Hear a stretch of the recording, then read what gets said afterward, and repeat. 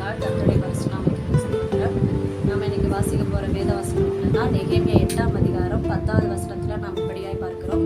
கர்த்தருக்குள் மகிழ்ச்சியா இருப்பதே உங்களுடைய பலன். அப்போ கர்த்தருக்குள் நாம் மகிழ்ச்சியா இருக்கிற பிள்ளைகளா நம்ம இருக்க வேண்டும். நம்ம வாழ்க்கையில அநேக சோர்வுகள், பலனற்று போகிற ஒரு நிலைமை வந்தாலும் கூட நம்ம கர்த்தருக்குள் மகிழ்ச்சியா இருப்பது நமக்கு என்னதான் ஒரு பலனை கொடுக்கிறது என்று நாம் பார்க்கிறோம். அப்போ நம்ம பலப்படுத்துகிற கிறிஸ்துவ என்ன பண்ணார்? நமக்கு நிச்சயம் நம்மளை பலப்படுத்தி நம்மளை தேற்றுகிறவராய் இருக்கிறார். அப்போ நம்ம வாழ்க்கையில துன்பங்கள், பிரச்சனைகள், போராட்டங்கள் இதெல்லாம் வரதான் செய்யும். ஆனா நாம என்ன பண்ணணுமா?